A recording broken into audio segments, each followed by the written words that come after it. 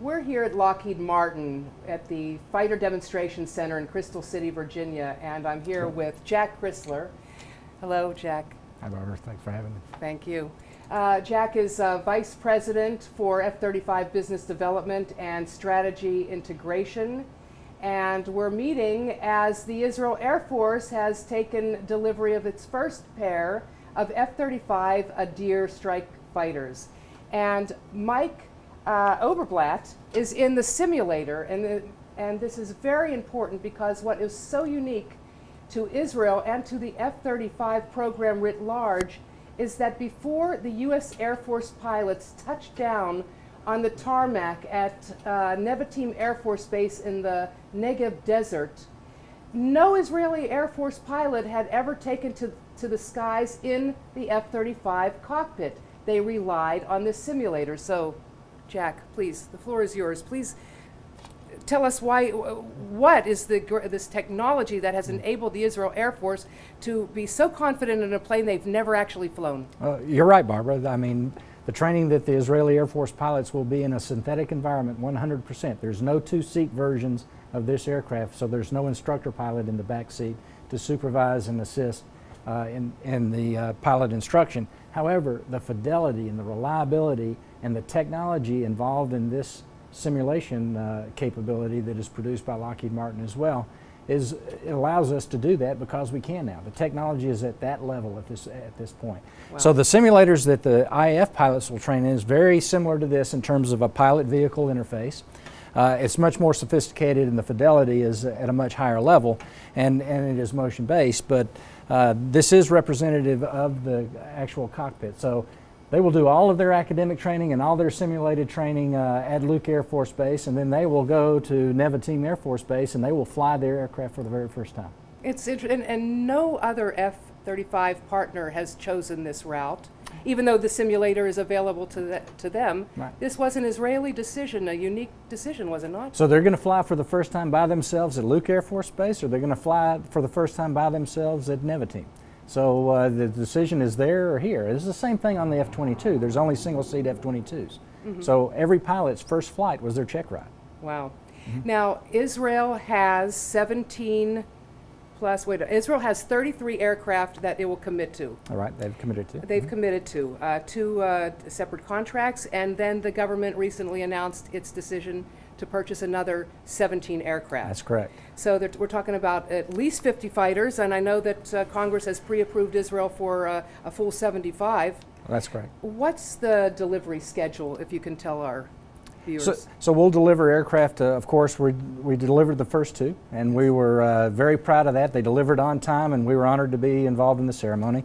We'll deliver 7 more next year, and that will become their IOC complement for the Golden Eagles. Initial operational capability, by the end of 2017, they'll have 9 aircraft. That's the plan, yes ma'am.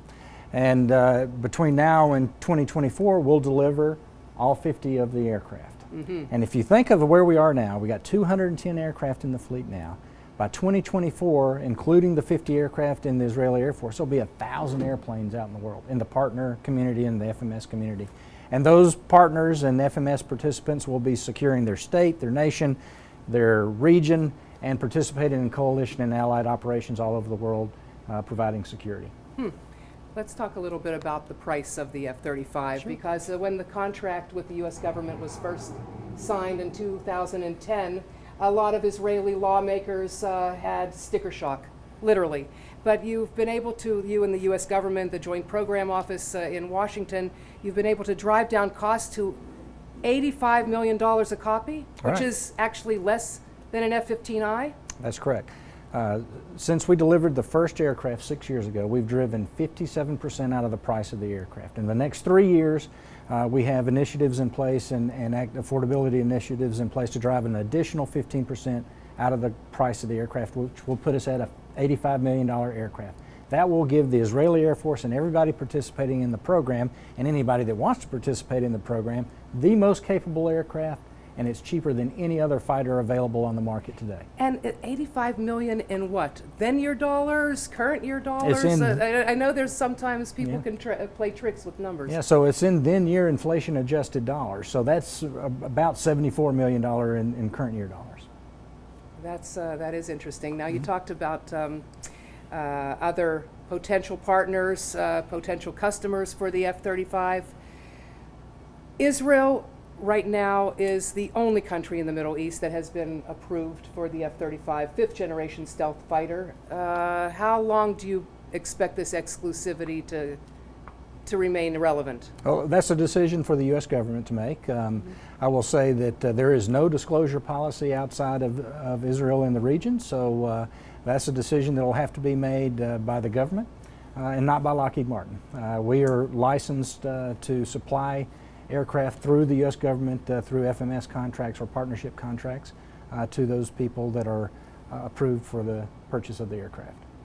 I know that in Israel, at least, the Air Force generals and the folks in the Ministry of Defense hope that that exclusivity will remain forever. It remains to be seen. Yeah, from my perspective, I mean, this is going to give the Israeli Air Force a capability in the region that is unmatched. It is going to provide the foundation of QME for years to come. QME, that's the major thing, because with this qualitative military edge, Israel can enhance its deterrence and, of course, maintain its ability. QME actually means the ability of Israel to prevail over any combination of adversaries in the region.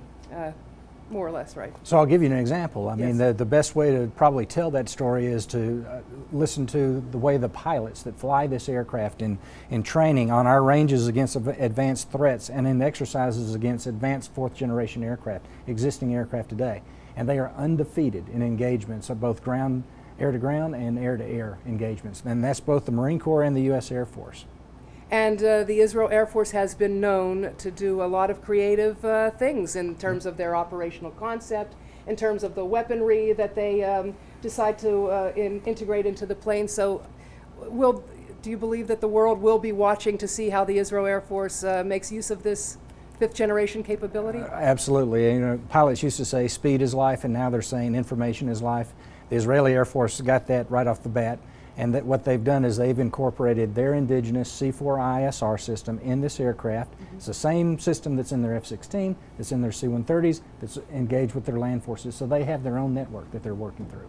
And in addition to the C4ISR, the communication system, there'll also be their own indigenous electronic system. warfare system. Yes, ma'am. So we will all be watching to see what the Israel Air Force does with these capabilities. Now I think you're going to show us the helmet. Sure. Please. Okay.